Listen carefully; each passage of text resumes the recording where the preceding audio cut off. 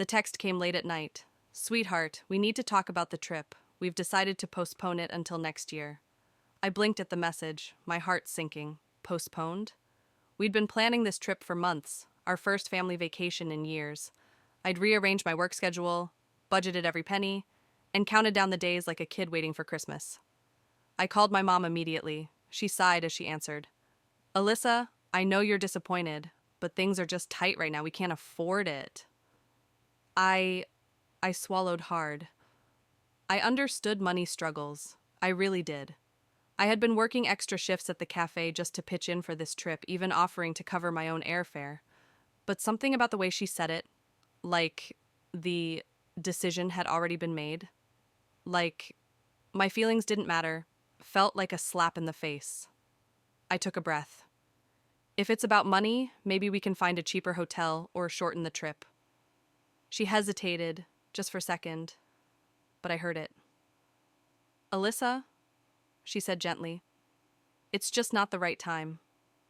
We'll make it happen next year, I promise." A promise, one I should have known better than to believe. 2 days later, I was scrolling through Facebook on my lunch break when my stomach dropped. There it was, a picture of my mom and dad on a beach. My heart pounded as I stared at the screen. Sun-kissed skin, drinks in their hands, the ocean stretching behind them, glistening under the afternoon sun. I swallowed hard and scrolled down. More photos. My brother Jake posing with his girlfriend on a boat. My parents at a seafood restaurant smiling over plates of lobster. And then, the caption that made my blood run cold. "Family time is priceless."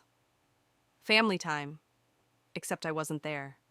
Because according to them, the trip had been postponed. I locked my phone and sat frozen at the cafe counter, my mind racing. I wanted to believe there was an explanation. Maybe it was a last-minute work thing. Maybe someone had gifted them the trip. But deep down, I knew the truth. They hadn't postponed anything. They had just decided that I wasn't part of it. That night, I didn't call my mom. I didn't respond to the post. Instead, I watched in silence as more photos poured in over the next few days. They went snorkeling, they had bonfires on the beach, they made memories without me. And as I stared at each picture, something inside me shifted. This wasn't just about the trip.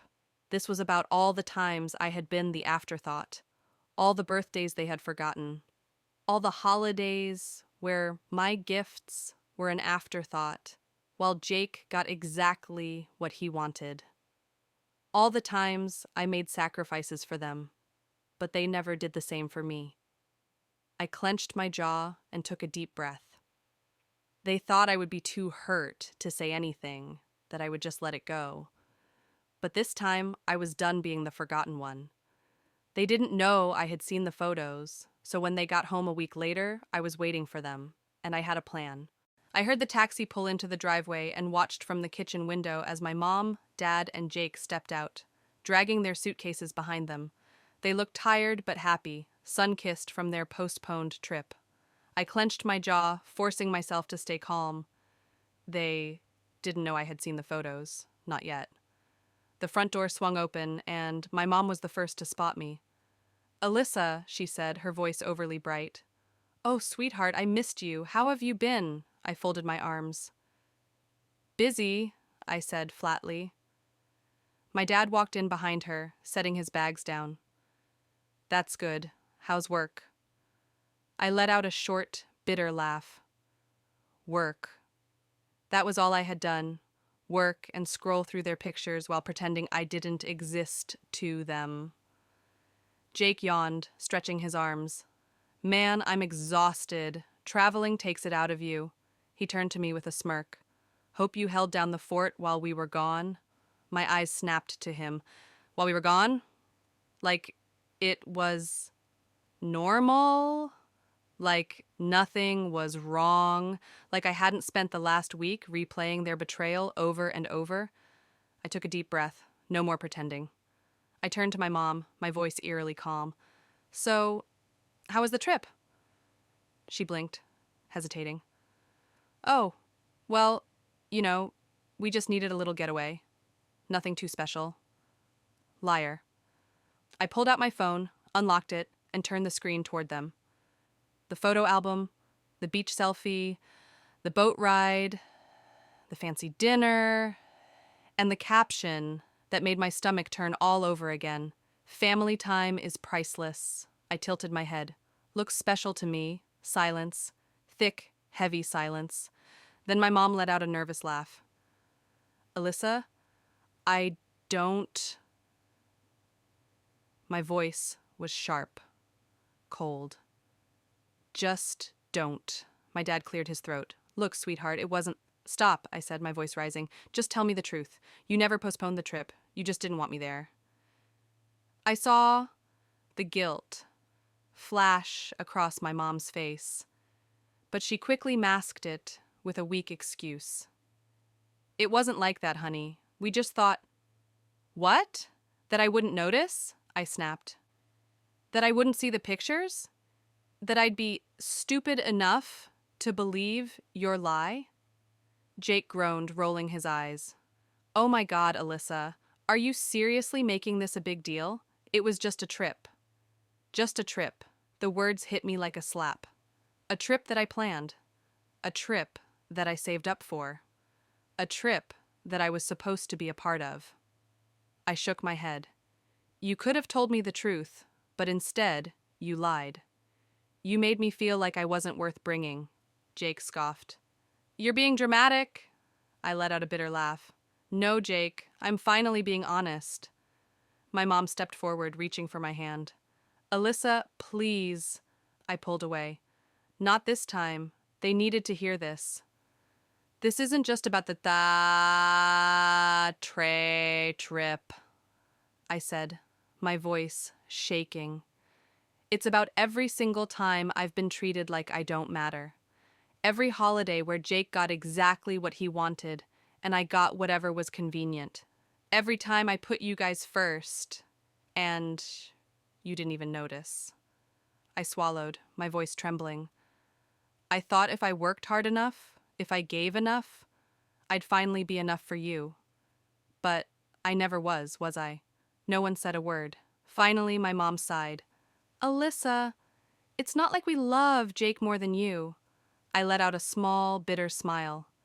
Maybe you don't, but it sure feels that way. Another silence, and that was my answer. I nodded, exhaling sharply. Got it. Then, without another word, I grabbed my purse and walked toward the door. Alyssa, where are you going? My dad called. I didn't look back. Somewhere I'm actually wanted. And then I left. For the first time in my life, I put myself first. For days, my phone wouldn't stop buzzing with messages from them, but I was done fixing things. This time, they could figure it out without me. I didn't answer their calls. I didn't respond to their messages. And for the first time in my life, I wasn't rushing to fix things. It was strange at first, ignoring them. The guilt crept in like an old habit, whispering in the back of my mind. Maybe you're overreacting. Maybe you should just let it go. But then I would remember the text saying the trip was postponed, the Facebook posts of them having fun without me, the lie why they told without a second thought, and suddenly the silence felt like freedom. By the 5th day, their messages had shifted. At first, they had been firm and dismissive, trying to regain control of the situation. Mom, Alyssa, we need to talk about this. You're making this into a bigger deal than it needs to be. Dad, ignoring us isn't going to change anything. Call your mother. Jake, Jesus, Alyssa, get over it. You're acting like a child. I rolled my eyes. Classic. They weren't sorry. They just wanted me to stop making them uncomfortable. But when I didn't answer, the tone of their messages shifted. Mom, sweetheart, please. We miss you. We never meant to hurt you, Dad. We should have handled things differently. Let's talk. And then the one that nearly got me. Mom, Alyssa, I feel awful. I can't sleep knowing you're upset with us. For a brief moment, I almost responded. Almost. But then I asked myself a question. If I had never seen the photos, would they have ever told me the truth? Would they have ever felt guilty at all? The answer was painfully clear. So I locked my phone and let the silence continue. It wasn't easy. I had spent years being the one to reach out first, the one who smoothed things over, the one who made excuses for them. So sitting with the silence, holding my boundary, felt unnatural at first.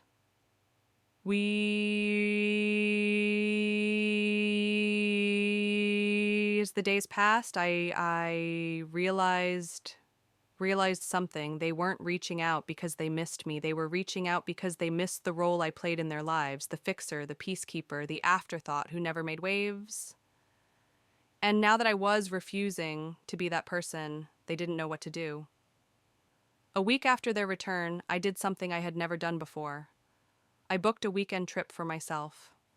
Nothing extravagant, just a quiet cabin in the mountains far away from everything. I packed a bag, grabbed my keys, and left without telling anyone where I was going. For once, I wasn't asking for permission. I wasn't waiting to be included. I was just living for myself. And it felt amazing. By the time I got back, my phone was full of missed calls and texts, but I didn't rush to respond.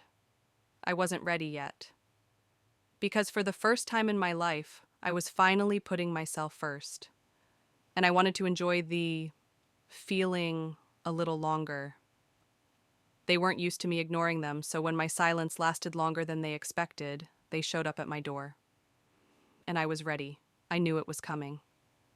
The moment I ignored their calls, their messages, their guilt trips, I knew my parents wouldn't just let it go. So when I heard the knock on my door that Saturday afternoon, I wasn't surprised. I took a deep breath, setting down my coffee. My hands weren't shaking. My heart wasn't racing. I was ready. I opened the door to find my mom and dad standing on my porch. They looked different, not angry, not smug, not demanding. They looked nervous. "Alyssa," my mom said softly, tucking her purse under her arm. "Can we come in?" I leaned against the doorframe. "Depends," I said evenly. "Are you here to actually listen, or just to tell me why I'm wrong for being upset?" My dad sighed. "We're here to talk, really talk." I studied their faces. They weren't ordering me to let them in. They weren't dismissing my feelings like they had in their messages. They were asking. That was new. I stepped aside. "Fine," I said. "Come in." I led them into the living room. The air felt thick with things unsaid. My mom sat on the couch, hands folded in her lap. My dad stayed standing, like he wasn't sure if he belonged. I sat across from them, arms crossed, waiting. It was my mom who finally spoke first. "I don't know where to start," she admitted. "The truth is a good place," I said flatly. She flinched. My dad exhaled through his nose. "We messed up," I blinked. I hadn't expected him to say that. My mom looked down at her hands. "Alyssa, when we said the trip was postponed, it was a lie. No excuses, no dancing around it, just the truth." I swallowed, my throat tight.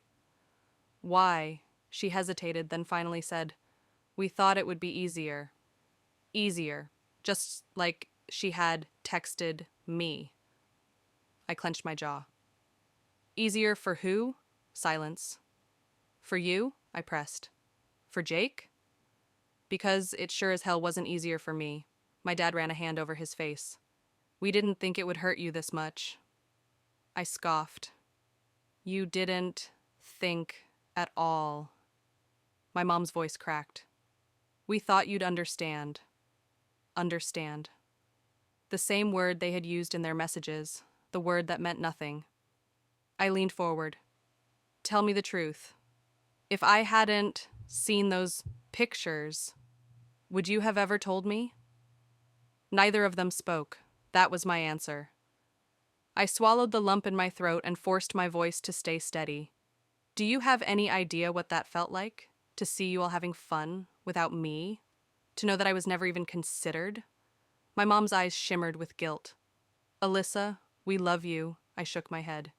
"You don't treat people you love like that." My dad sighed, rubbing the back of his neck.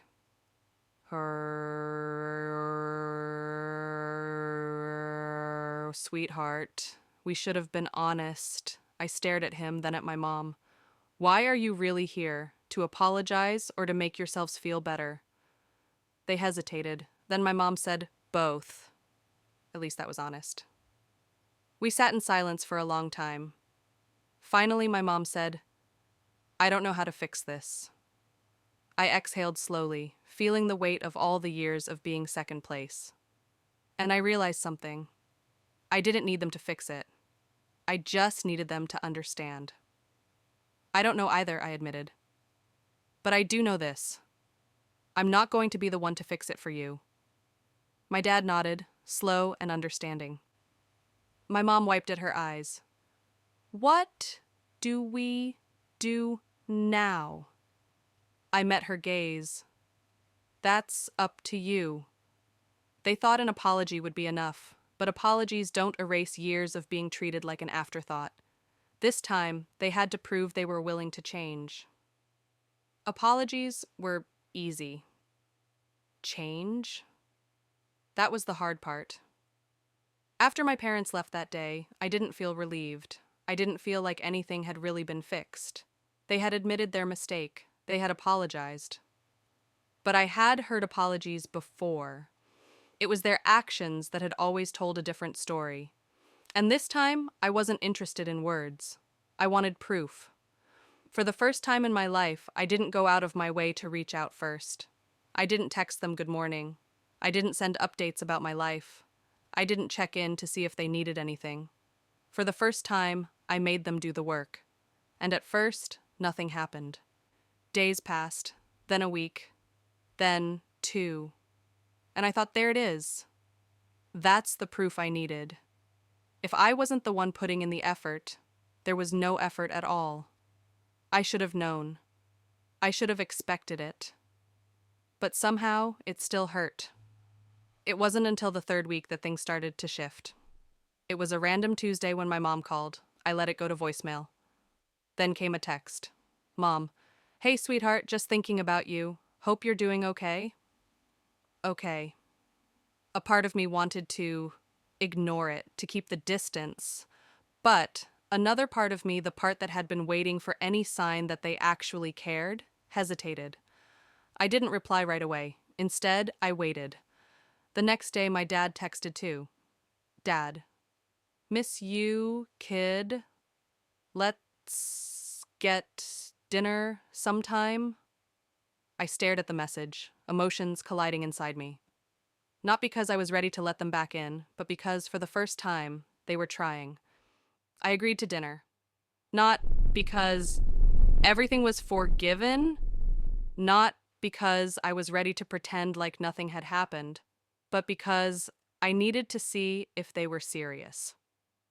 We met at a quiet restaurant, just the 3 of us. Jake wasn't there, and that alone told me the girl so.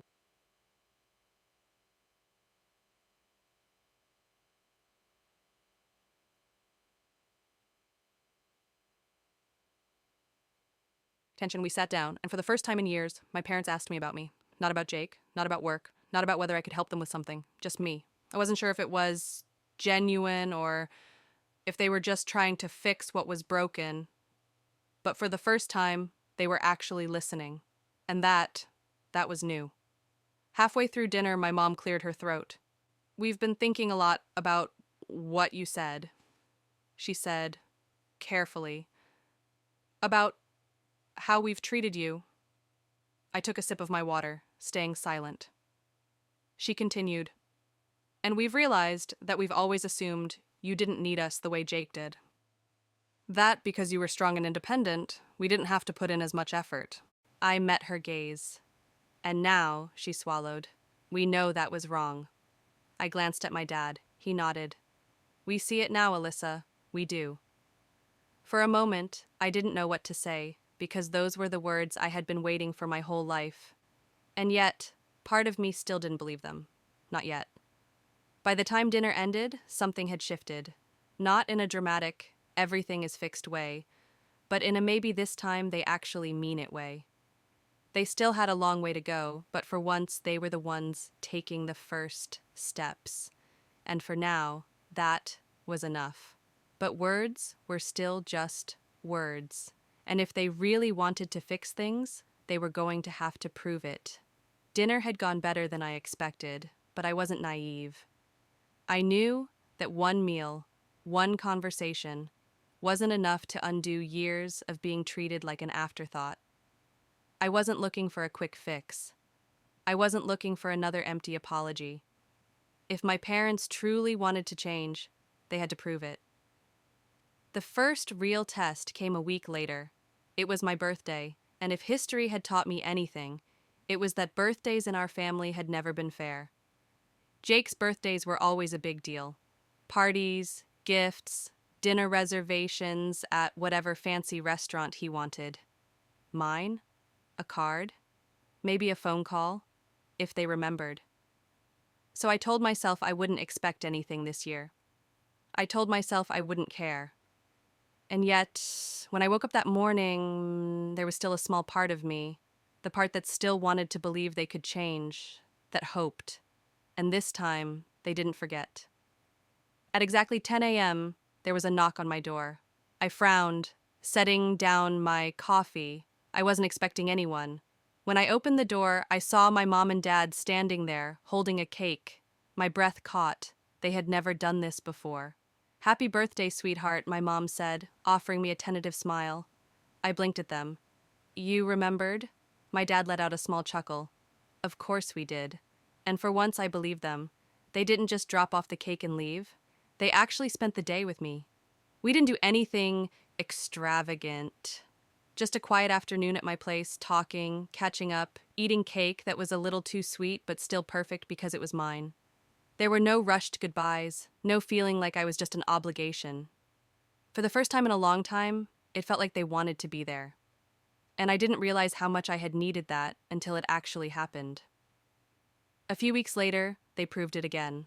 I had a big presentation at work, something I had been nervous about for weeks. I had mentioned it briefly over dinner one night, not thinking much of it. But when the day came, I got a text from my mom. "Mom, thinking of you today. You're going to do great." And then, one from my dad. "Dad, let us know how it goes, kiddo. Proud of you no matter what." I stared at my phone for a long moment. They had never done this before. I wasn't used to them remembering the little things. And yet, here they were, trying. It wasn't perfect. There were still moments where old habits crept back in. Mom still occasionally defaulted to making excuses for Jake. Dad still struggled to express himself in more than a few words. But the difference, they caught themselves. They noticed when they messed up. And they tried to do better. And that mattered. One night, a few months later, my mom called me. Not for anything in particular, just to talk. And at some point in the conversation, she sighed. "I know it's going to take time," she said carefully, "for you to trust us again." I swallowed. "Yeah," a pause. Then, "We're not giving up, Alyssa. You're too important to us." I felt my throat tighten. Because for the first time, I believed her. But for the first time in my life, I finally felt like I mattered. Change didn't happen overnight. There were still moments when I caught myself waiting for the other shoe to drop, for my parents to slide back into their old habits, for them to forget, to stop trying. But weeks passed, then months, and they kept showing up. It wasn't perfect, it wasn't effortless. But for the first time in my life, I finally felt like I mattered. One evening, I was sitting on my back porch, sipping tea, when my phone buzzed. It was Mom. Not an apology, not a guilt trip, just a simple text. "Mom, thinking of you. How's your week going?" I stared at the screen, something warm settling in my chest. Because that message wouldn't have existed a year ago. A few weeks later, I got another surprise. I had been saving for a trip, a solo vacation just for me. I hadn't told my family much about it, mostly because I didn't want to deal with their opinions. But then, One night at dinner, my dad asked, "So, when's your trip?" I blinked. "You remember?" He smirked. "Of course, it's Italy, right?" My mom nodded. "We were actually talking about it the other day. Do you need help with anything? Packing? Planning?" I studied them carefully, waiting for some catch. But there wasn't one. They weren't offering because they wanted something in return. They were offering because they wanted to be part of my life. And that was new. The night before my flight, I got a text from Jake. I almost didn't open it, but curiosity won. "Jake, Mom won't say it, but she's freaking out about you traveling alone. You know how she is?" I rolled my eyes. Typical. Then another message came through. "Jake, you're doing it, huh? Living your life on your own terms?" I hesitated before replying. Me, "Yeah, I am." There was a long pause before his final message arrived. "Jake, that's kind of badass, sis." As I stepped off the plane in Rome, the weight of the last year settled on me. I had spent so much of my life waiting for my parents to see me, waiting for them to include me, waiting for the day when I wouldn't feel like an afterthought. But I wasn't waiting anymore. I was choosing myself. I had built a life where I didn't have to chase their approval. And somehow, in doing that, they had finally learned how to show up for me. A few days into my trip, I was sitting at a cafe when my phone buzzed. A group message. "Mom, we just saw your latest photos. Rome looks amazing. Call us soon. We miss you." I smiled, not because I needed their approval, but because, for the first time, they weren't just saying the words. They meant them. And for the first time in my life, that was enough. You shouldn't have to beg for love. You shouldn't have to fight to be included. And if the people around you don't see your worth, choose yourself. Because sometimes, when you stop waiting to be seen, that's when they finally notice.